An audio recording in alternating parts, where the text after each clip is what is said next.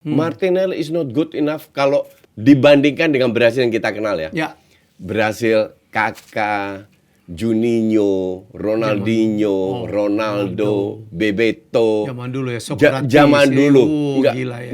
Nggak usah sampai ke zamannya Socrates. Tahun 2000-an lah. Iya, iya. Zamannya Ronaldo botak lah, Ronaldo. Ini pemain apa ini yang line up kayak apa ini? Untuk gue ya, pribadi, Piala Dunia tahun lalu itu Piala Dunia yang beda sendiri. Karena mainnya di Desember, Mainnya di Dan- Qatar pula ya. di Qatar dengan pula. cuaca yang panas ya. Dengan cuaca panas. Dan mereka persiapan sangat pendek. Sangat pendek ya. Jadi banyak sekali tim-tim yang harusnya bisa perform, mereka nggak perform. Saya bilang salut saya dengan Maguire. Nggak ada pemain Oh, yang iya. kuat kayak dia ya. He's very Dihina, professional ya. Diturunkan ban Ban kaptennya, kaptennya. dicadangkan. Dan dia nggak mau pergi dan dia bilang, saya pokoknya berjuang untuk Fight. satu spot. Ya.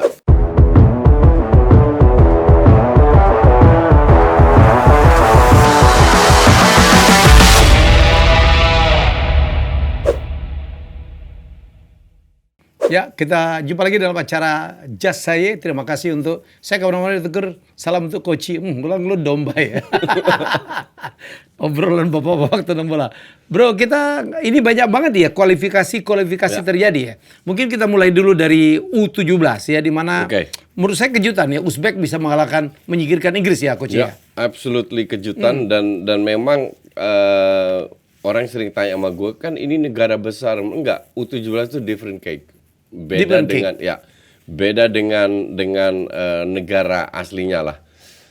I mean Uzbek gimana cerita? Uzbek seniornya juga apaan tuh, di Asia aja terseok-seok bisa ngalahkan Inggris 1-2. Brazil sang juara bertahan unggul 2-0 kalah 3-2 lawan Iran. Ya, jadi banyak sekali kejutan lah. Dan gue bilang Indonesia Ekuador 1-1 itu kejutan juga itu. 1-1 ya. Itu kejutan lawan Ekuador. Ya, dan Panama oke lah, Panama kurang bagus, tapi ya ini serunya U17 dan ya memang yang kuat sih tetap Brasil ya. Tetap Brasil sama kalau nggak salah Argentina juga.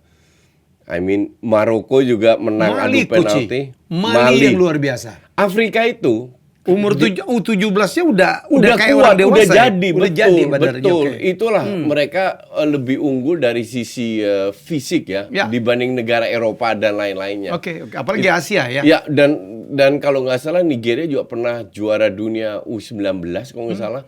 Jadi kalau Afrika di UU itu sangat kuat. Senegal sekarang ya. Senegal. Yang waktu kita siaran ini masih bertarung 0-0 melawan Prancis, dan Senegal buat kejutan juga di babak-babak sebelumnya ya.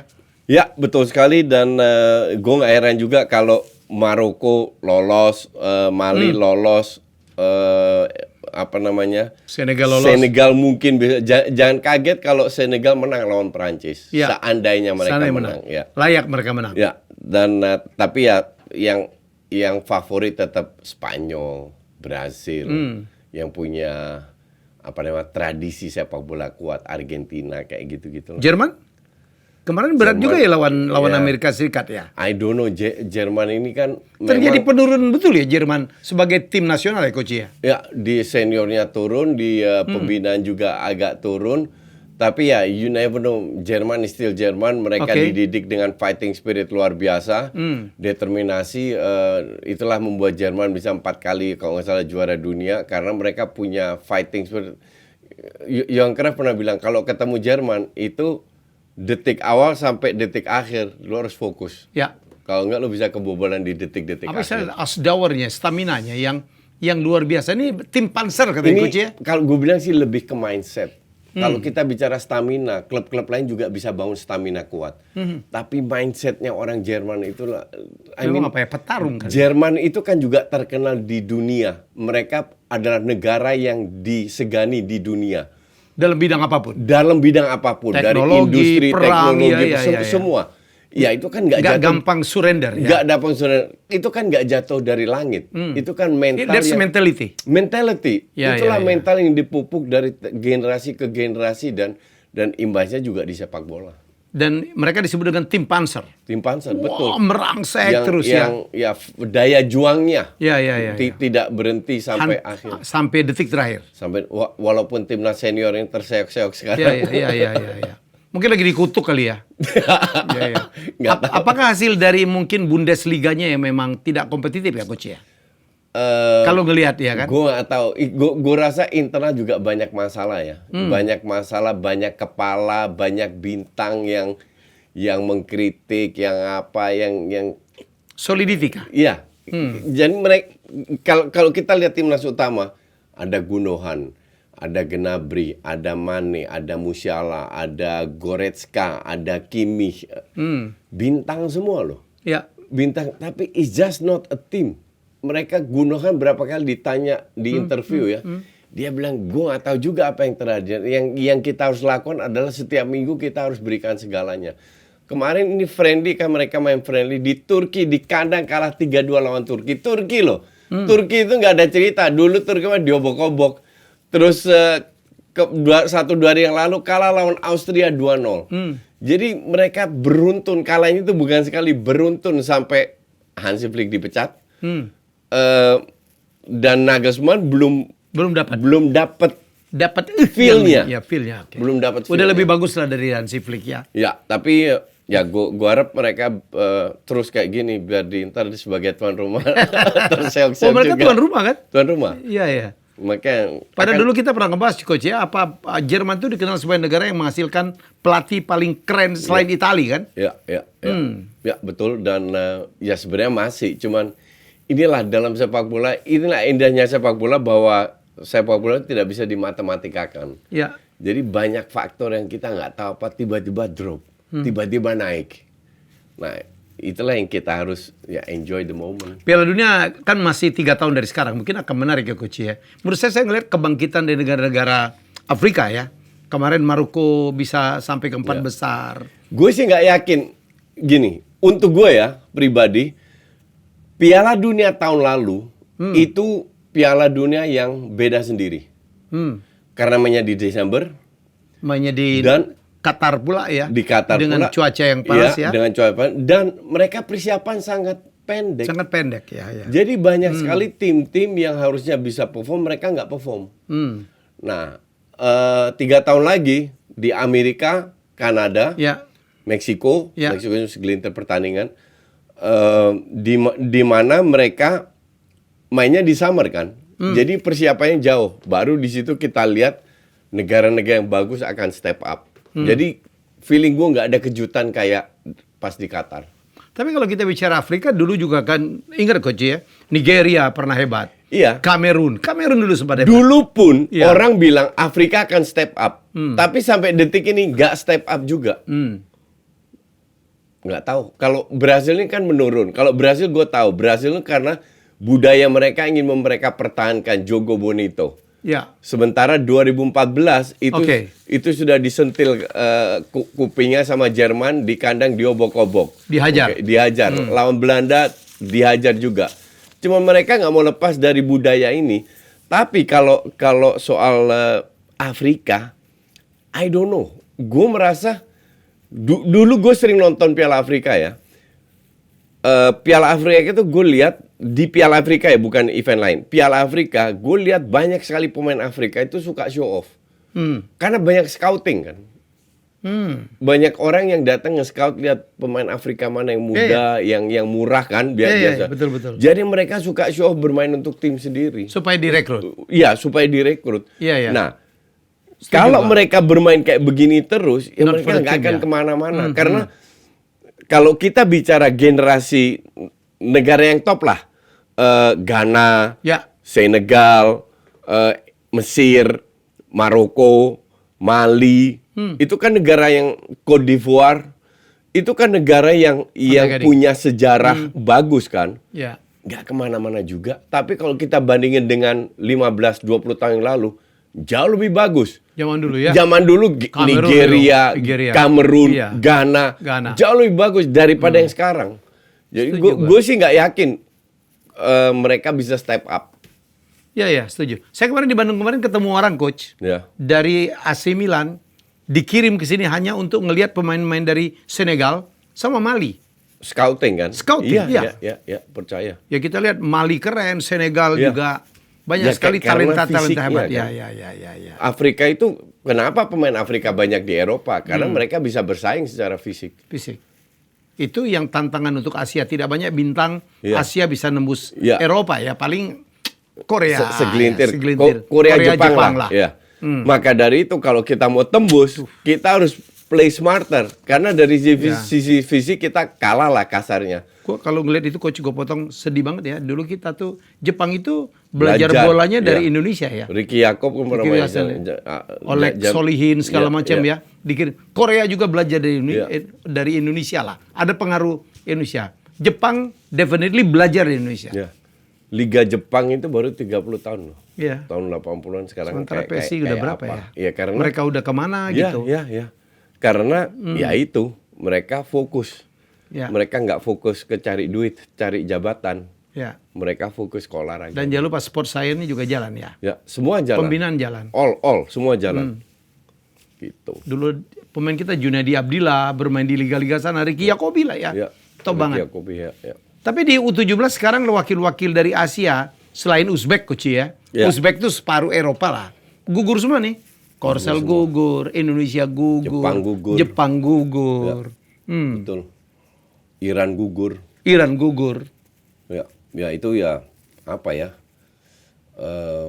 Kalau Indonesia sih, kalau gue bilang itu salah kita sendiri.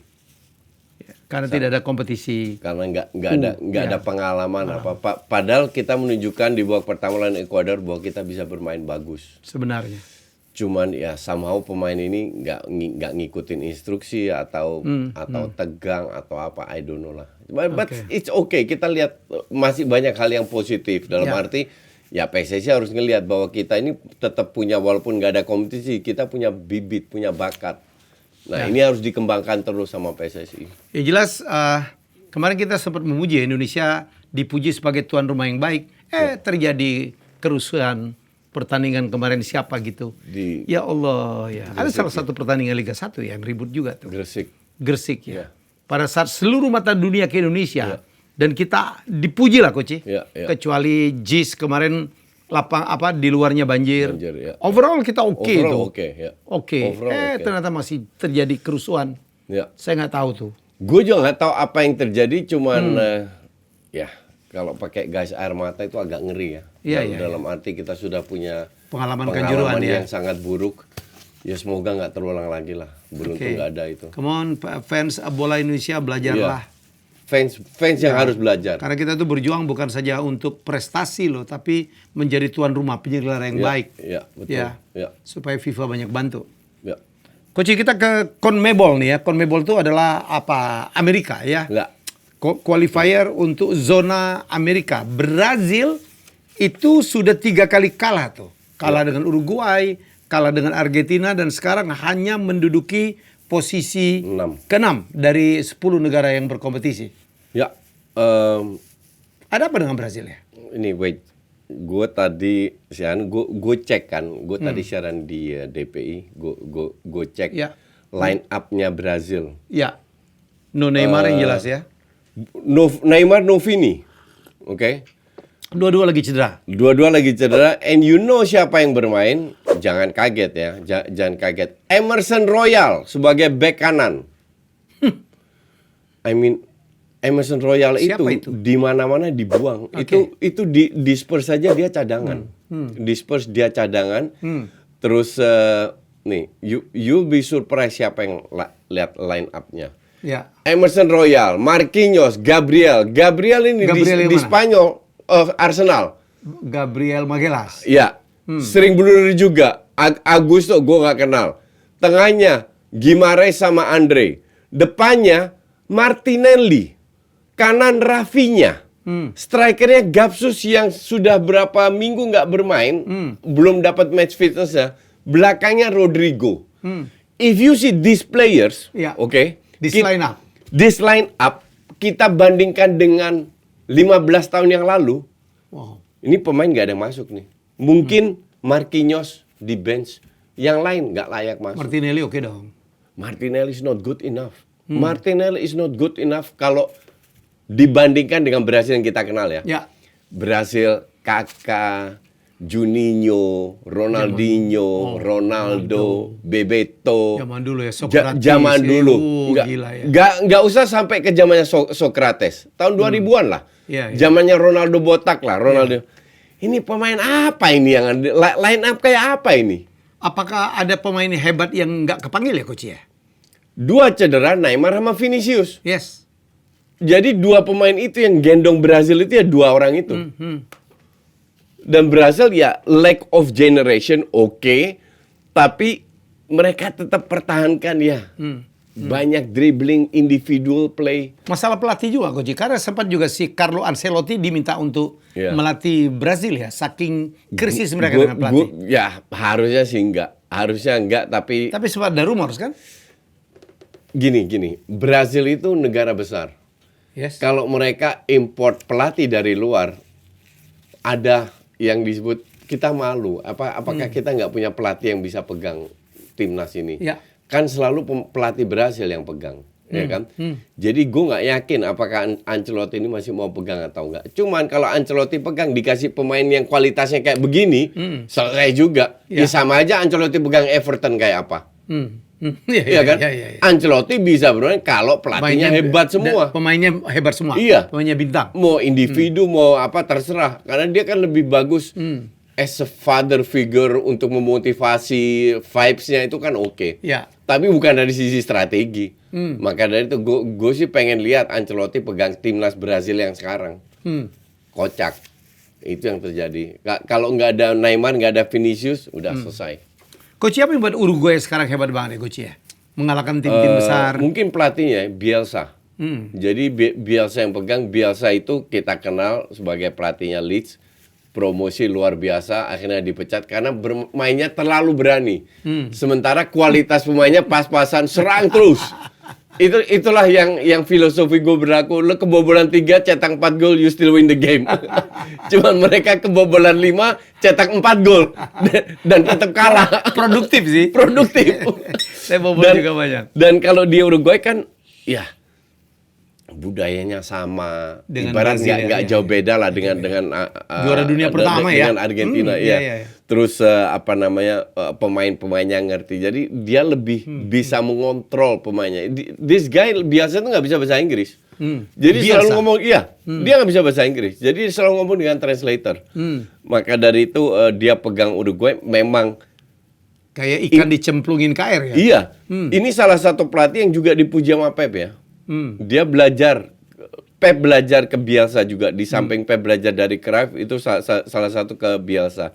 Jadi gue somehow nggak heran kalau Bielsa sukses. Bielsa itu cocok memang di negara ya kayak di Spanyol, di Italia, yang Latin lah, yang budayanya masih emosional, Latino, kayak gitu cocok. Jadi ya Argentina. Bahkan Argentina pun kalau kita lihat line up-nya Argentina, yang Argentina juara dunia ini bukan tim yang kita kenal Argentina zamannya Batistuta. Itu baru, walaupun Batistuta nggak juara dunia, tapi itu Argentina yang keren semua. Riquelme lah, Batistuta lah, you name it lah, banyak sekali pemain yang luar biasa. Waktu dikalahin sama Belanda itu kan timnya luar biasa itu. Nah, tim ini digendong Messi sama Di Maria. Yang lain itu ya ajudannya. Jadi memang di dunia ini ada lack of generation. I don't know. Kita bahas berapa bulan yang lalu, bukan berapa bulan yang lalu, pas Piala Dunia kan gue bilang banyak tim ini yang menurun. Karena lack of generation pemain, you name Spanyol, Belanda, Jerman, Italia bahkan nggak ikut.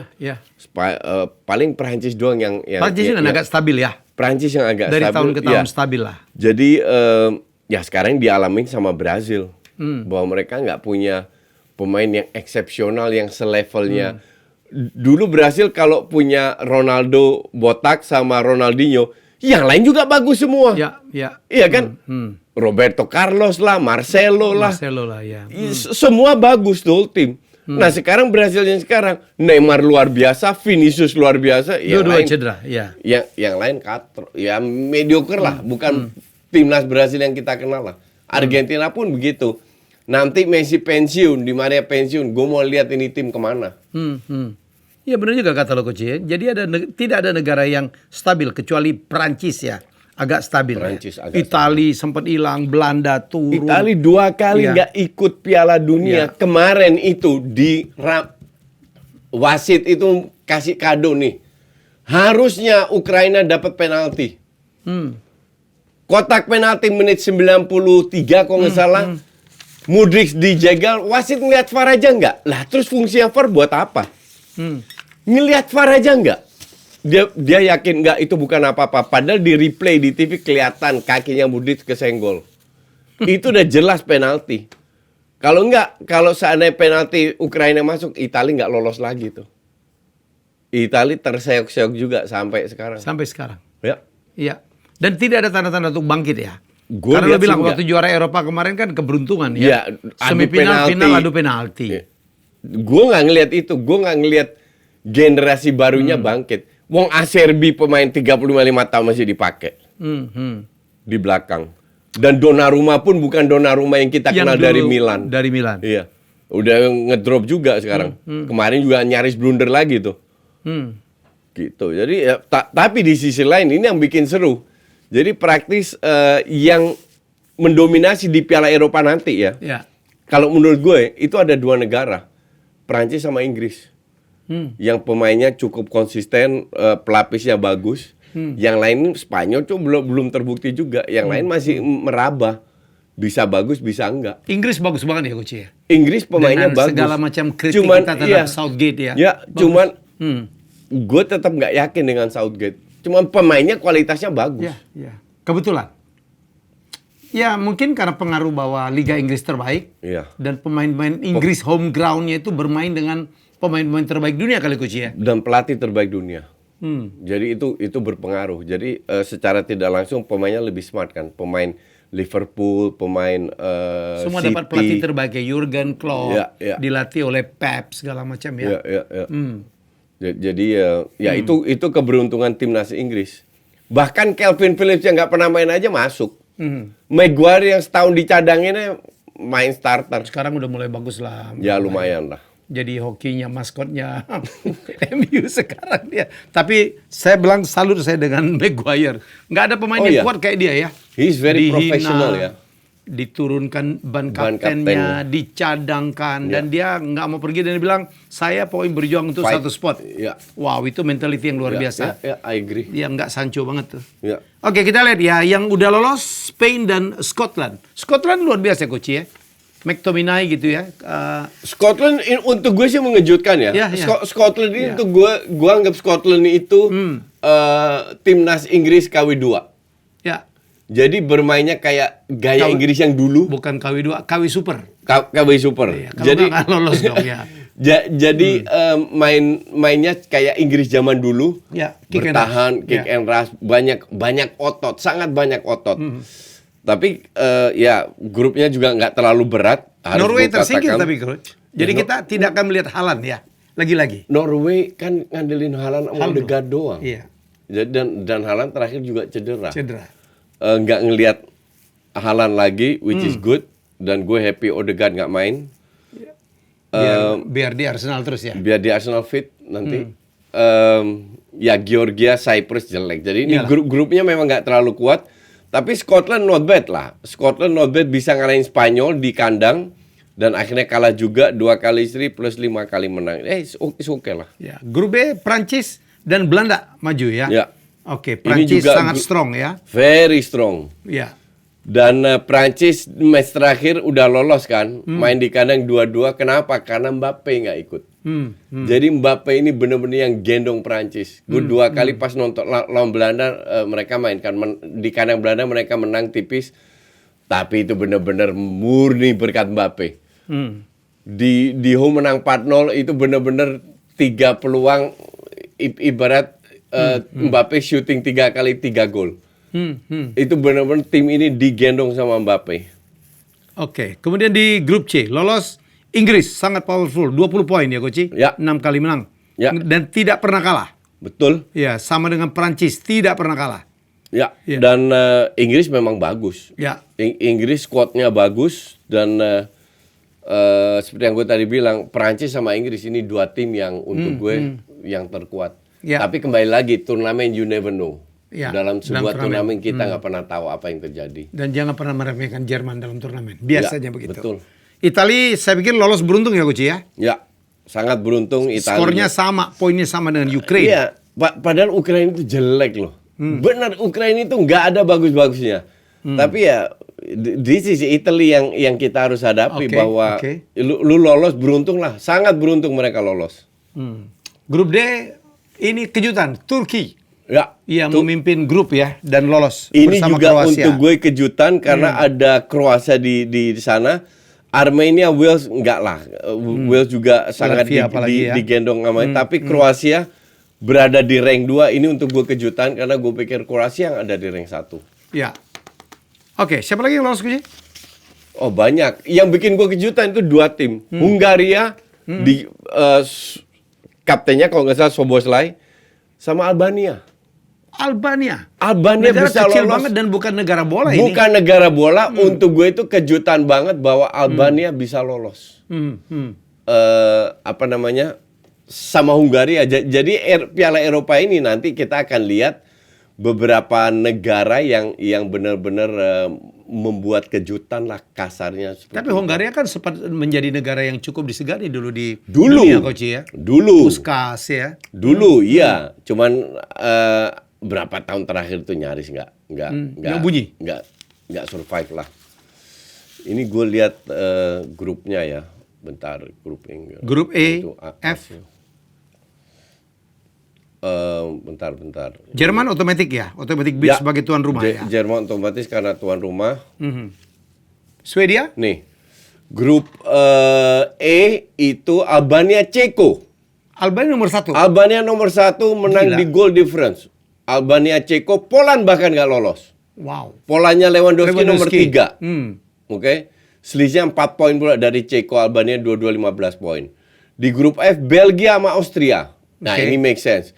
Belgia 20 poin, Austria 19, ketiga Swedia 10 poin. Jauh banget. Jadi selisihnya 9 sama 10 poin. Dan kemarin Lukaku cetak 4 gol. Lukaku lagi on fire di timnas Belgia.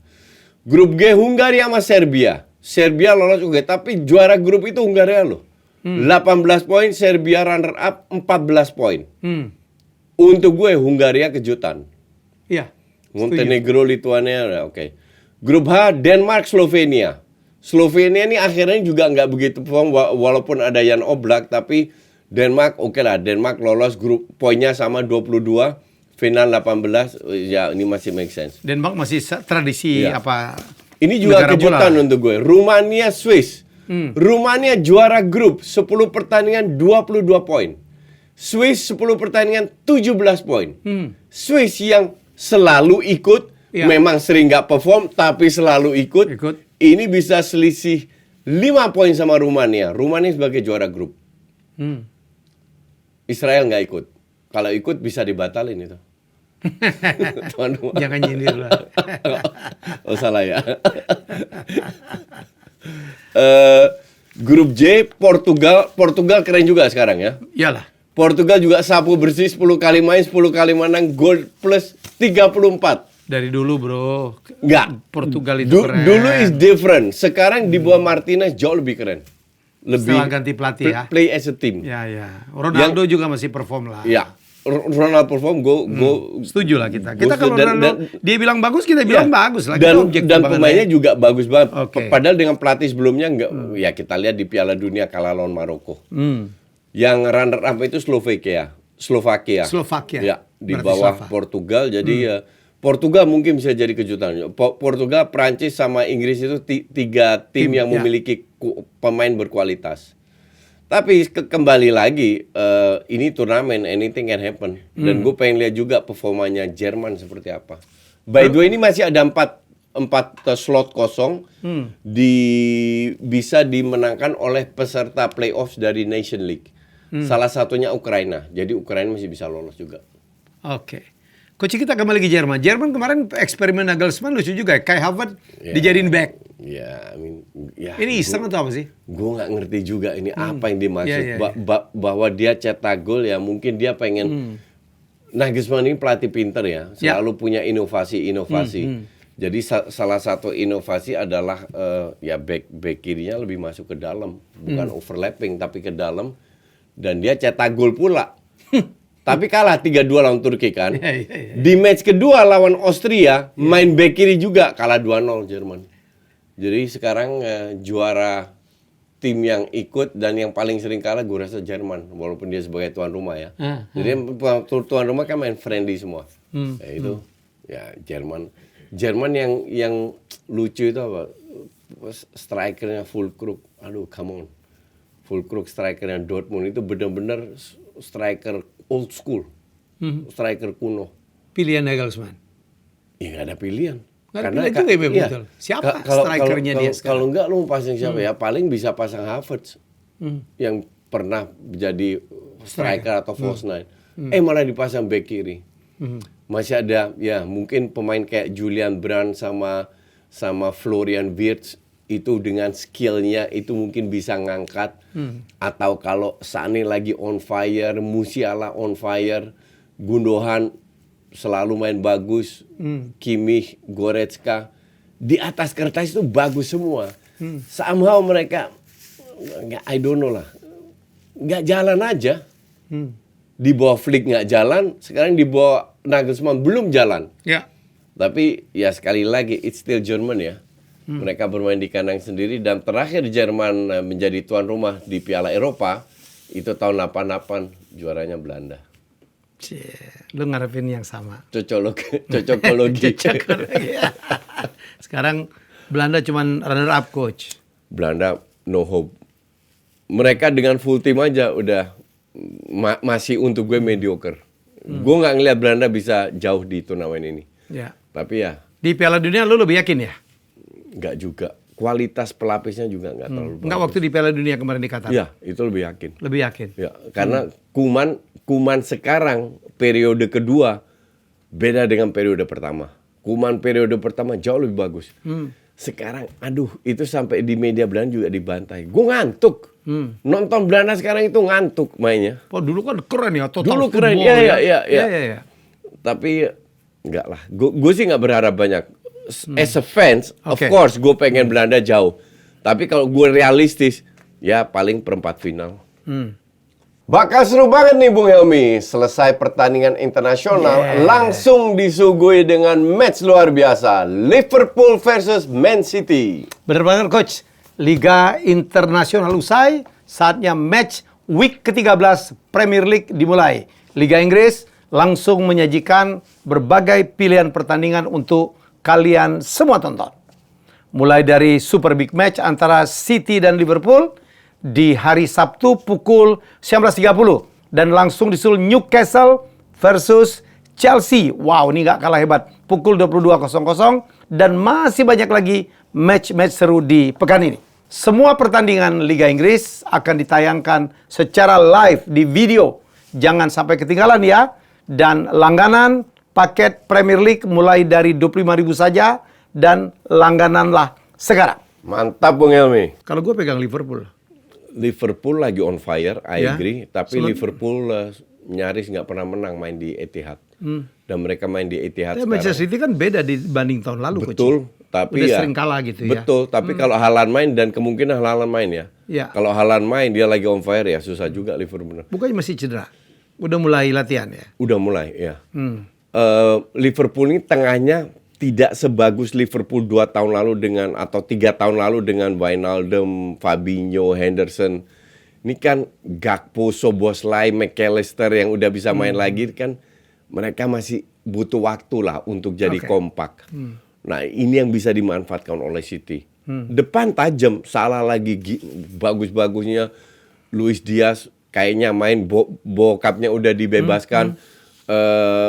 Lagi bagusnya Gakpo juga punya kontribusi bagus tapi lawan lu City loh, it's not easy dan di kandang ya beda kalau di kandang Liverpool. Mungkin gue juga bilang ya Liverpool bisa menang karena di Liverpool tuh di kandangnya Sulit sekali dikalahkan. Sulit sekali. Tapi gue bilang ya gue sedikit unggulkan City. Tapi kalau seri pun gue nggak heran. Ya. Karena Liverpool lagi bagusnya. Apalagi Salah kan lagi on fire banget kan.